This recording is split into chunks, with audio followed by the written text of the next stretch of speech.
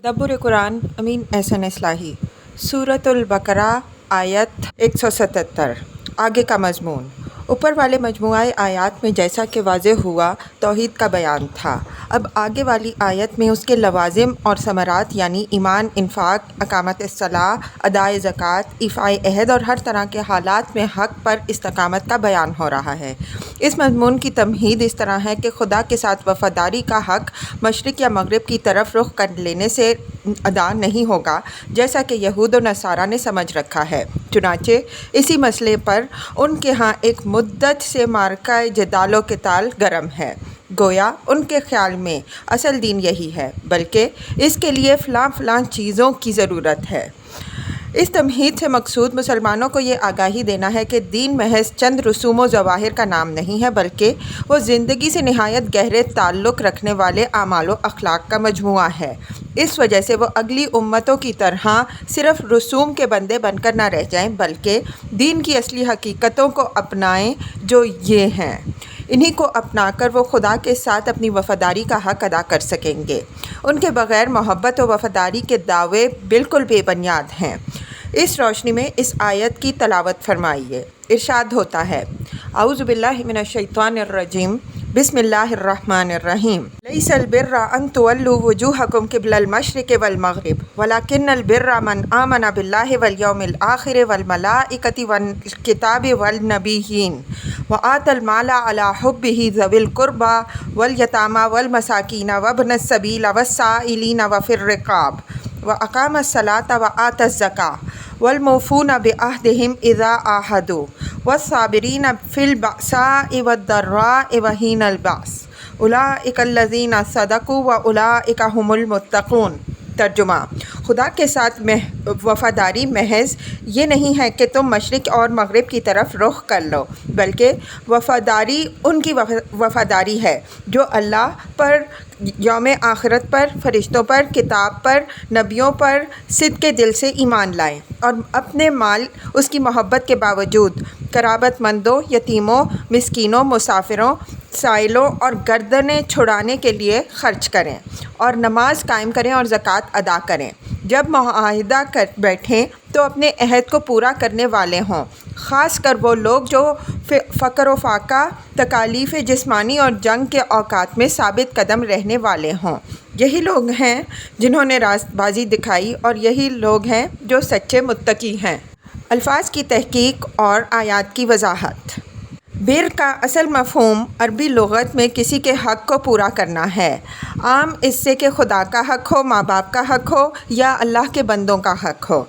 इन बुनियादी हुकूक़ के अलावा वो इन हुकूक़ का ईफ़ा भी इसके मफ़हूम में शामिल होगा जो मुआहदात, कौल व अक़रार, हल्फ़ व विला, अक़ूद व क़स्मों से पैदा होते हैं। इस लफ्ज़ की वुसअत की वजह से वो सारी नेकियां इसके तहत जमा हो जाती हैं जो अदल और एहसान के तहत आ सकती हैं। बर और बारा इससे सिफ़्त के सीगे में हैं। बर वालिदैहि इस सादतमंद बेटे को कहेंगे जो अपने माँ बाप का फरमाबरदार और उनके हुकूक पूरे अदा करने वाला हो। बर्रुम बिल कसम के मानी हैं उसने अपनी कसम पूरी कर दी। अल्लाह ताला के लिए भी बर की सिफ़त इस्तेमाल हुई है, इसलिए कि उसने बंदों के जो हुकूक अपने ऊपर लिए या जो वादे उनसे किए हैं वो उनको एक एक करके दुनिया और आखिरत दोनों जगह पूरे करने वाला है। इस तफसील से वाज़ेह हुआ कि हुकूक व वाजिबात हों या नेकियां और भलाइयाँ, सब उसके मफ़हूम में शामिल हैं। इस लफ्ज़ की इस वुसअत की वजह से हमें तर्जुमा के लिए उर्दू में कोई ऐसा लफ्ज़ नहीं मिल सका जो उसके पूरे मफ़हूम को अदा कर सके। हमने जो लफ्ज़ इख्तियार किया है वो हमारे नज़दीक एक हद तक लफ्ज़ की रूह से उसको अदा करता है। यहाँ असल बयान तो ईमान व इन्फ़ाक और नमाज व ज़कात वग़ैरह का है, लेकिन जैसा कि इस बाब की तमहीद में बयान कर आए हैं, इन अहकाम व शराइ के पहलू ब पहलू तजदीद दीन के तकाज़ों के तहत इन बिदात की तरदीद भी है जो अहले किताब या मुशरिकीन ने शरीयत इलाही में दाखिल कर दी थी और जिनके सबब से पूरी शरीयत या तो मस्ख़ होकर रह गई थी या सिर्फ़ चंद ज़वाहिर और रसूम का मजमुआ बनकर रह गई थी। یہاں اسی تجدید دین کے تقاضے کے تحت اصل احکام کے بیان کی تمہید اس طرح اٹھائی کہ خدا کی بندگی اور اطاعت کا حق صرف مشرق اور مغرب کی طرف منہ کر لینے سے ادا نہیں ہو جاتا، بلکہ اصل شے وہ اعمال و اخلاق ہیں جن کی شریعت نے تعلیم دی ہے۔ ظاہر ہے کہ یہ یہود و نصارہ پر تعریض ہے، جن کے ہاں تورات و انجیل کی اصل تعلیمات تو تاکہ نسیان پر رکھ دی گئی تھیں، لیکن قبلہ کے معاملے میں مشرق و مغرب کا جھگڑا، جیسا کہ آیت 115 اور 142 کے تحت ہم بیان کر آئے ہیں، ان کے درمیان اس طرح اٹھ کھڑا ہوا تھا کہ گویا سارے دین کا انحصار بس اسی چیز پر ہے۔ یہ تمہید، جیسا کہ ہم نے اشارہ کیا ہے، اس امت کے لیے تنبیہ ہے کہ اس طرح کی روئی باتوں میں الجھ کر اصل دین سے دستبردار نہ ہو جانا، ورنہ یہود و نصارہ کی طرح تم بھی مچھر کو چھاننے والے اور اونٹ کو نگلنے والے بن کر رہ جاؤ گے، اور جس طرح ان کا دعوی خدا پرستی بے معنی ثابت ہوا، اسی طرح تمہاری خدا پرستی بھی بے معنی ہو کر رہ جائے گی۔ ٹھیک اسی مفہوم کی تنبیہ آگے حج کے بیان کے سلسلے میں بھی فرمائی۔ وَلَيْسَ الْبِرُّ بِأَن تَأْتُوا الْبُيُوتَ مِن ظُهُورِهَا وَلَكِنَّ الْبِرَّ مَنِ اتَّقَىٰ۔ بقرہ 189۔ ترجمہ: یہ کوئی تقویٰ نہیں ہے کہ گھروں میں ان کے پچھواڑوں سے داخل ہو، تقویٰ تو اس کا نام ہے جو حدود الہی کا احترام ملحوظ رکھے۔ ان تمام تنبیہات سے مقصود، جیسا کہ عرض کیا گیا، اس امت کو یہود و نصارہ اور مشرکین کی بدعات اور ظاہر پرستیوں سے بچا کر دین کی اصل حقیقتوں کی طرف متوجہ کرنا تھا، لیکن افسوس ہے کہ یہ امت بھی انہی وادیوں میں بھٹک کر رہ گئی جن میں پچھلی امتیں ہلاک ہوئی تھیں۔ وَلَٰكِنَّ الْبِرَّ مَنْ آمَنَ بِاللَّهِ میں ایک مضاف عربی زبان کے قاعدے کے مطابق محذوف ہے، گویا پوری عبادت یوں ہوگی: وَلَٰكِنَّ الْبِرَّ بِرُّ مَنْ آمَنَ بِاللَّهِ۔ مضاف کے حذف کی مثال خود اسی زیر بحث آیت میں موجود ہے۔ فرمایا ہے وَفِي الرِّقَابِ، ظاہر ہے کہ یہ وَفِي فَكِّ الرِّقَابِ ہے۔ ایمان سے یہاں سیاق و سباق دلیل ہے کہ حقیقی ایمان مراد ہے، اس لیے کہ حقیقی ایمان ہی وہ چیز ہے جس سے آدمی خدا کی وفاداری کا حق ادا کر سکتا ہے۔ حقیقی ایمان اللہ پر یہ ہے کہ آدمی بلا کسی شائبہ شرک کے اپنے کو پورا اپنے رب کے حوالے کر دے۔ آخرت پر حقیقی ایمان یہ ہے کہ آدمی مرنے کے بعد اٹھائے جانے کو تسلیم کرے، اپنے ہر قول و فعل کا خدا کے سامنے اپنے کو جواب دہ سمجھے اور جھوٹی شفاعتوں کے وہم میں مبتلا نہ ہو۔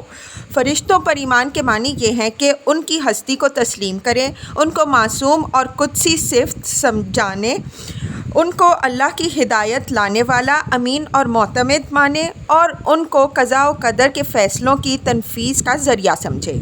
ایمان بالکتاب کے معنی یہ ہیں کہ اس کو اللہ کا اتارا ہوا صحیفہ ہدایت مانیں، اس کو حق و باطل کی کسوٹی سمجھے اور زندگی کے ہر پہلو میں اس کی رہنمائی پر پورا اعتماد کریں۔ نبیوں پر ایمان کے معنی یہ ہیں کہ ان کو خدا کی طرف سے مامور اور واجب الاطاعت ہادی مانیں، ان کے علم کو بے خطا سمجھے، ان کے عمل کو زندگی کے لیے اسوہ قرار دے اور ان کی اطاعت، اتباع اور محبت کو لازم جانیں۔ یہاں ایک بات ممکن ہے بعض ذہنوں میں کچھ کھٹکے، وہ یہ کہ ایمان کے اجزاء میں فرشتوں پر ایمان کو کیوں داخل کر دیا ہے، جبکہ ان کا تجربہ صرف نبیوں ہی کو ہوا ہے اور ان پر ایمان لانے کا کوئی خاص علمی یا عملی فائدہ ایک عام آدمی پر واضح نہیں ہے۔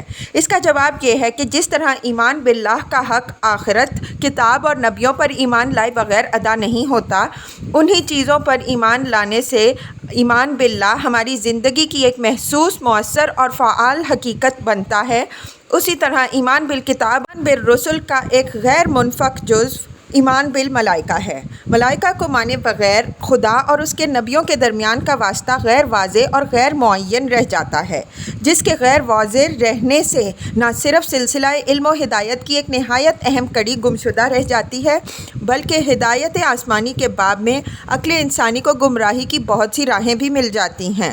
یہ بات تو دنیا ہمیشہ سے مانتی آئی ہے کہ خدا ہے، اور یہ بات بھی اس نے ہمیشہ محسوس کی ہے کہ جب وہ ہے تو اسے اپنی مرضیات سے اپنے بندوں کو آگاہ بھی کرنا چاہیے، لیکن جب وہ کبھی بے نقاب اور رو در رو ہو کر ہمارے سامنے نہیں آتا تو تو سوال پیدا ہوتا ہے کہ آخر وہ کیا ذریعہ اور واسطہ ہے جس سے وہ خلق کو اپنے احکام و ہدایت سے آگاہ کرتا ہے۔ اگر اس مقصد کے لیے اس نے اپنے خاص بندوں کو منتخب کیا ہے جن کو انبیاء اور رسل کہتے ہیں، تو بعینیہ یہی سوال ان کے بارے میں بھی اٹھتا ہے کہ ان نبیوں اور رسولوں کو وہ اپنے علم و ہدایت سے آگاہ کرنے کا کیا ذریعہ اختیار کرتا ہے؟ کیا روبرو ہو کر خود ان سے بات کرتا ہے یا کوئی اور ذریعہ اختیار فرماتا ہے؟ اس سوال کا جواب یہ ہے کہ اللہ تعالیٰ اور اس کے نبیوں کے درمیان علم کا واسطہ وہی ہے جو وہ اپنے فرشتوں، بالخصوص اپنے مقرب فرشتے جبرائیل علیہ السلام کے ذریعے سے بھیجتا ہے۔ یہ فرشتے خدا کی سب سے زیادہ پاکیزہ اور برتر مخلوق ہیں۔ ان کے اندر یہ صلاحیت ہے کہ یہ براہ راست خدا سے وحی اخذ کر سکتے ہیں۔ یہ ہر وقت اپنے رب کی تسبیح اور حمد میں مشغول رہتے ہیں۔ یہ خدا کے احکام کی بے چون و چرا تعمیل کرتے ہیں، اور چونکہ خدا کے حکم و اختیار کے تحت اور اس کی نگرانی میں کرتے ہیں، اس وجہ سے نہ تو کوئی اور مخلوق ان کے کسی کام میں رکاوٹ ڈال سکتی ہے اور نہ وہ خود ہی اس میں کبھی بھول چوک یا کسی غلطی کے مرتکب ہو سکتے ہیں۔ انہی کے زمرے میں ایک مقرب ہستی حضرت جبرائیل علیہ السلام ہیں جو خدا کے ہاں سب سے زیادہ بلند مرتبہ اور مقرب ہیں۔ قرآن میں ان کی صفت ذی قوہ، مطاع اور امین بھی آئی ہے، جس سے یہ بات واضح ہوتی ہے کہ جو ذمہ داری ان کے سپرد کی گئی ہے وہ اس کے لیے تمام صلاحیتوں اور قوتوں سے بھرپور ہیں۔ دوسری قومیں یا ارواح خبیثہ ان کو متاثر یا مغلوب نہیں کر سکتی۔ ان کے دائرہ کار میں سب بے چون و چرا ان کے احکام کی تعمیل کرتے ہیں۔ مجال نہیں ہے کہ کوئی ان کے حکم سے سرتابی کر سکے۔ وحی الہی کی جو امانت نبیوں اور رسولوں تک پہنچانے کے لیے ان کے سپرد کی جاتی ہے، وہ اس کو بے کم و کاست پہنچاتے ہیں۔ ممکن نہیں ہے کہ اس میں کسی زیر زبر کا بھی فرق ہو سکے۔ وحی اور رسالت کے ساتھ فرشتوں کے اس گہرے تعلق کی وجہ سے نبیوں اور کتابوں پر ایمان لانے کے لیے ان پر ایمان لانا بھی ضروری ہوا۔ یہ خدا اور اس کے نبیوں اور رسولوں کے درمیان رسالت کا فریضہ انجام دیتے ہیں، اور اس اعتبار سے یہ ناگزیر ہیں کہ یہی ایک ایسی مخلوق ہے جو عالم لاہوت اور عالم ناسوت دونوں کے ساتھ یکساں ربط رکھ سکتے ہیں۔ یہ اپنی نورانیت کی وجہ سے خدا کے انوار و تجلیات کے بھی متحمل ہو سکتے ہیں، اور اپنی مخلوقیت کے پہلو سے انسانوں سے بھی اتصال پیدا کر سکتے ہیں۔ ان کے سوا کوئی اور مخلوق خدا تک رسائی کا یہ درجہ اور مقام نہیں رکھتی۔ اس وجہ سے ضروری ہوا کہ نبیوں اور رسولوں پر ایمان لانے کے ساتھ ساتھ ان رسولوں پر بھی ایمان لایا جائے اور خدا اور اس کے رسولوں کے درمیان رسالت کا واسطہ ہے۔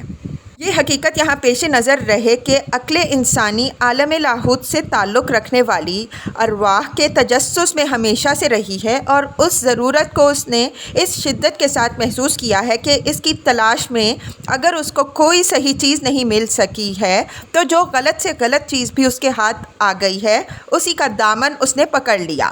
عرب کے کاہن و ساحر، جنات، شیاطین اور حاطف غیبی کو عالم لاہوت سے تعلق کا ذریعہ سمجھتے تھے۔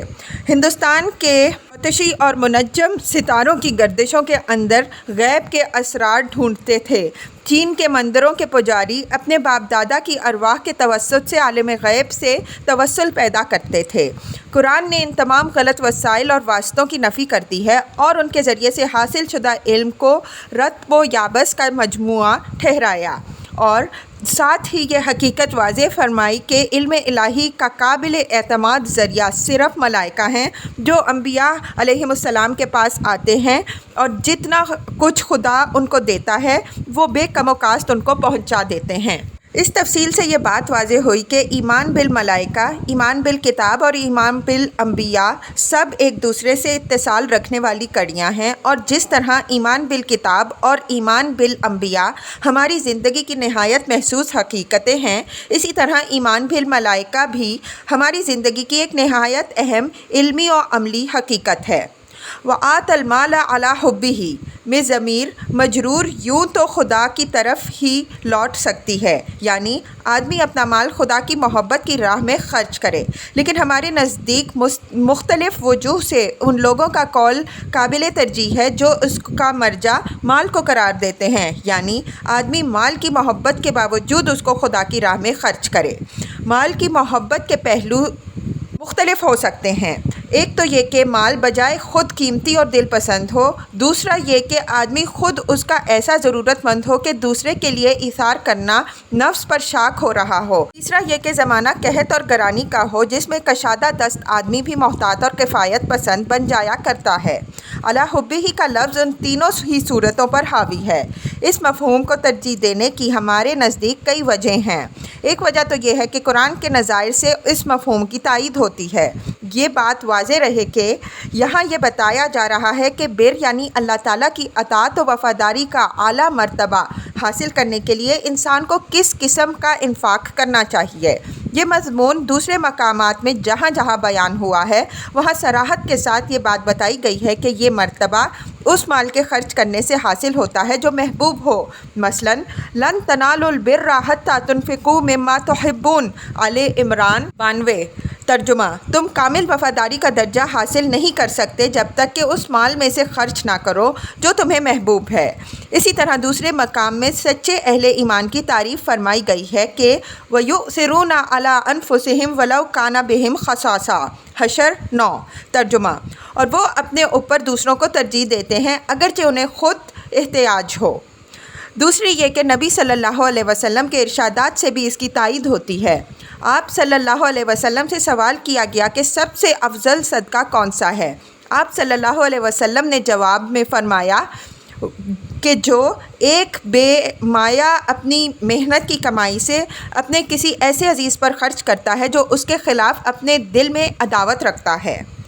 تیسری یہ کہ اہل عرب کے ہاں بھی سب سے زیادہ قابل تعریف فیاضی انہی لوگوں کی سمجھی جاتی تھی جو زمانہ قحط و گرانی میں فیاضی کرتے تھے، جبکہ مال مالداروں کی نظر میں بھی بڑی محبوب چیز بن جاتا ہے۔ عرب شعراء نے اس صفت کی بالاتفاق تعریف کی ہے، دوسری قوموں میں بھی یہ صفت بلا اختلاف ممدوح ہے۔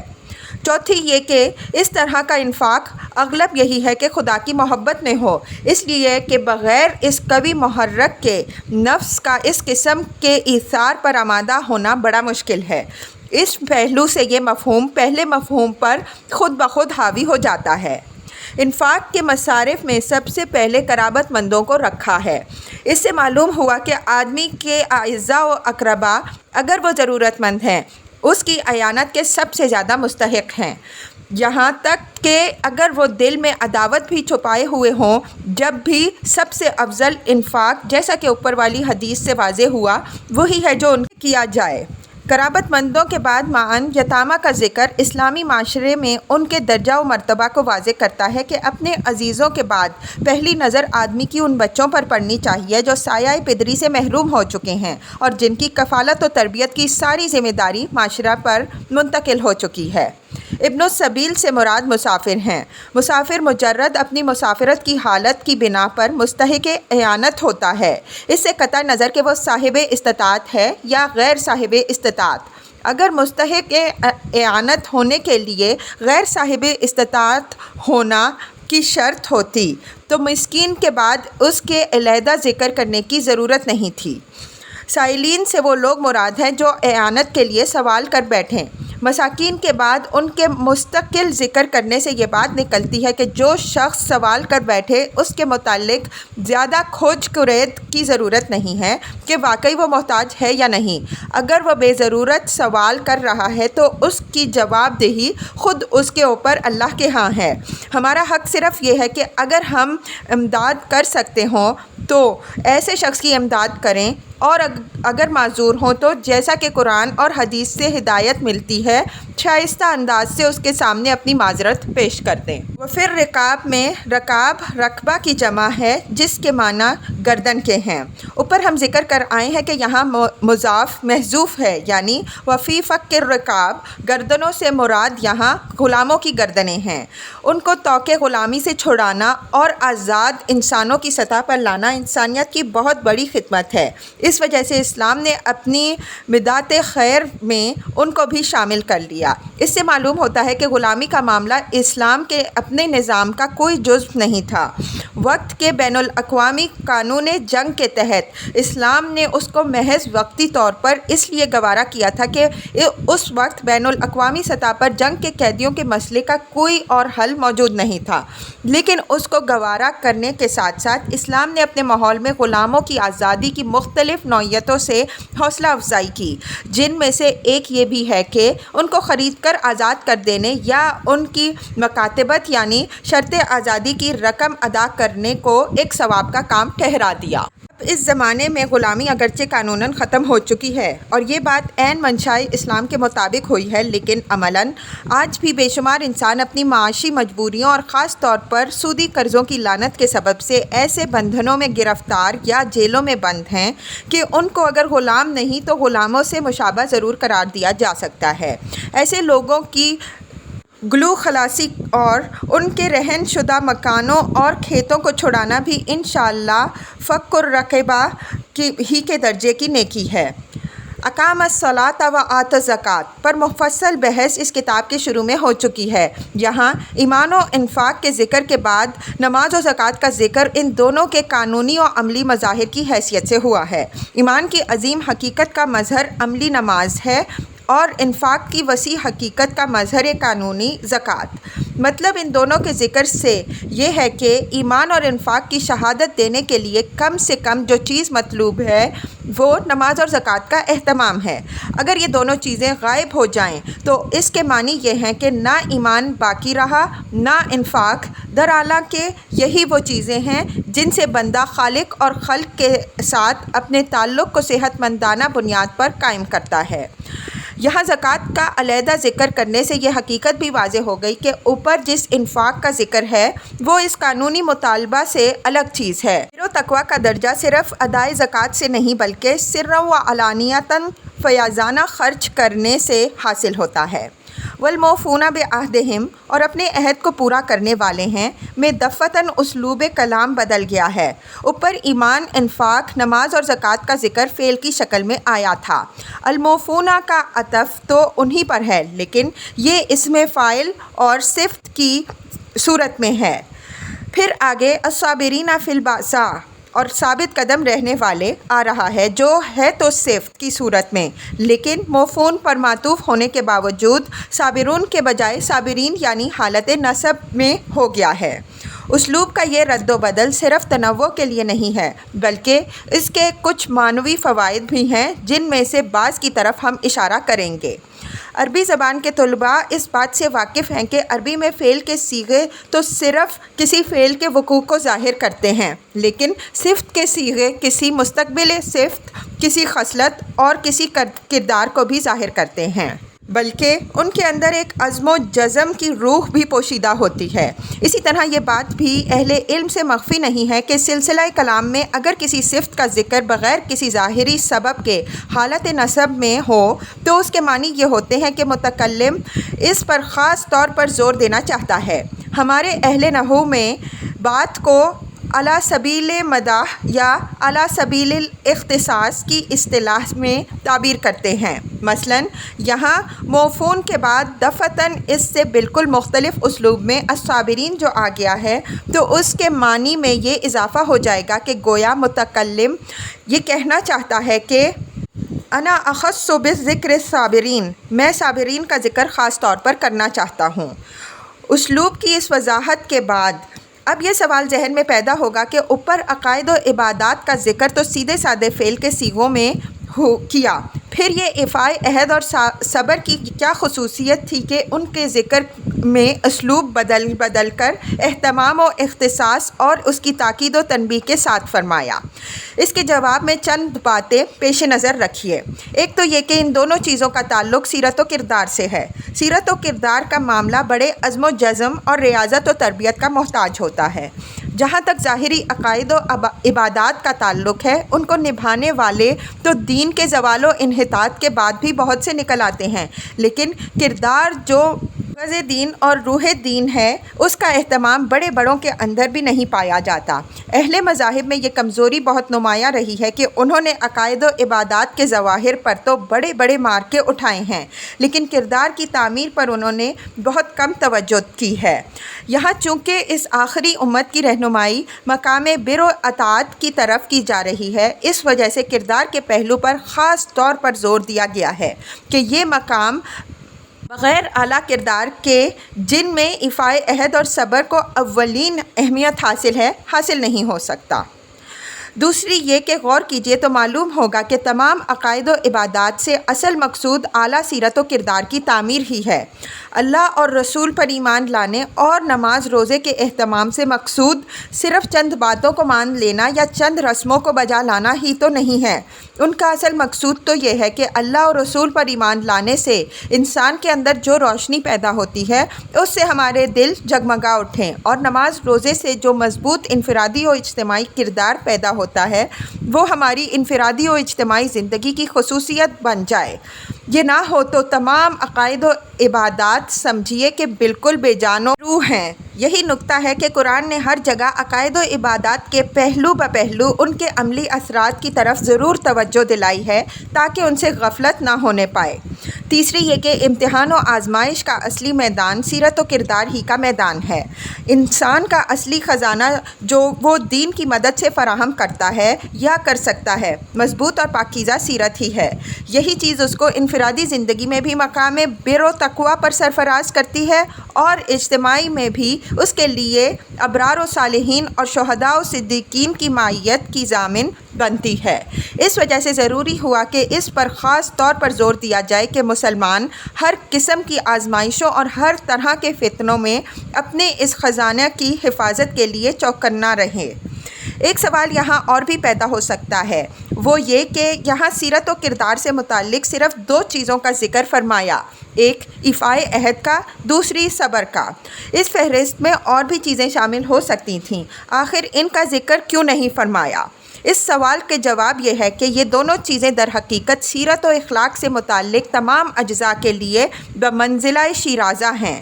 ایفائے عہد کے اندر تمام چھوٹے بڑے حقوق و فرائض آ جاتے ہیں، خواہ وہ خلق سے متعلق ہو یا خالق سے، خواہ وہ تحریری معاہدے کی صورت میں ہو یا کسی نسبت، تعلق، رشتہ داری اور قرابت سے، خواہ ان کا اظہار و اعلان ہوتا ہو یا وہ ہر سوسائٹی میں بغیر کہے ہوئے سمجھے اور مانے جاتے ہوں۔ اللہ اور رسول، ماں اور باپ، بیوی اور بچے، خیش و اقارب، کنبہ اور خاندان، پڑوسی اور اہل محلہ، استاد اور شاگرد، نوکر اور آقا، ملک اور قوم، ہر ایک کے ساتھ ہم کسی نہ کسی ظاہری یا مخفی معاہدے کے تحت بندھے ہوئے ہیں، اور یہ بر و تقویٰ کا ایک لازمی تقاضا ہے کہ ان تمام معاہدوں کے حقوق ادا کرنے والے بنیں۔ گویا ایفائے عہد کی اصل روح ایفائے حقوق ہے، اور ایفائے حقوق انسان کے تمام چھوٹے بڑے فرائض کو محیط ہے۔ اس کے ساتھ صبر کی صفت کو جمع کر کے یہ واضح فرما دیا گیا کہ ہر وہ مزاحمت جو ایفائے حقوق کی راہ میں حائل ہو، مومن عزیمت و استقامت کے ساتھ اس کا مقابلہ کرے اور کسی حال میں بھی طمع، پست ہمتی یا خوف سے مغلوب نہ ہو۔ صبر کے 3 مواقع کا حوالہ دیا ہے۔ ایک، باسا کا، جس سے فقر و فاقہ کی تکالیف مراد ہیں۔ دوسرے، درا کا، جس سے تکالیف جسمانی کی طرف اشارہ ہے۔ تیسرے، باس کا، جس سے جنگ کے حالات مراد ہیں۔ غور کیجئے تو معلوم ہوگا کہ انسان کا عزم انہی 3 راہوں سے آزمائش میں پڑ سکتا ہے۔ اگر کوئی شخص ان تینوں حالتوں کے اندر موقف حق پر ثابت قدم رہنے میں کامیاب ہو جائے تو اس کے بر و تقویٰ کے اعلیٰ سے اعلیٰ مقام پر فائز ہونے میں کسے کلام ہو سکتا ہے۔ چنانچہ فرمایا کہ اولئک الذین صدقوا واولئک ھم المتقون۔ ترجمہ، یہی ہیں لوگ جو اپنے دعوی وفاداری میں سچے ہیں، اور یہی ہیں لوگ جو حقیقت میں متقی ہیں۔ اس سے یہ بات آپ نکل آئی کہ جو لوگ محض چند خالی خولی ظاہرداریوں سے خدا کی وفاداری کا حق ادا کرتے ہیں، وہ نہ تو اپنے دعوی ایمان میں سچے ہیں نہ متقی ہیں۔ ایک نکتہ یہاں اور بھی ملحوظ رہے، وہ یہ کہ الموفون بعہدہم کے ساتھ اذا عاہدوا کی جو قید لگی ہوئی ہے، اس سے بھی اس عزم و استقلال کا اظہار ہو رہا ہے جو ان وفا پرستوں کے اندر پایا جاتا ہے۔ اس کا ٹھیک ٹھیک مطلب یہ ہے کہ جب وہ کوئی عہد کر بیٹھے ہیں تو خواہ کچھ ہی ہو کے سبب سے انہیں کیسے ہی نقصانات و آلام سے دوچار کیوں نہ ہونا پڑے، لیکن وہ پیٹھ نہیں دکھاتے بلکہ جان کی بازی لگا کر اس کو پورا کرتے ہیں۔ حضرت صلی اللہ علیہ وسلم کا اس معاملے میں جو رویہ رہا ہے وہ پوری تاریخ انسانی میں ایک روشن باب کی حیثیت رکھتا ہے۔ خاص کر صلح حدیبیہ کے موقع پر آپ صلی اللہ علیہ وسلم نے ابو جندل کے معاملے میں رضی اللہ عنہ معاہدہ کا جو احترام کیا وہ تاریخ کبھی فراموش نہ کر سکے گی۔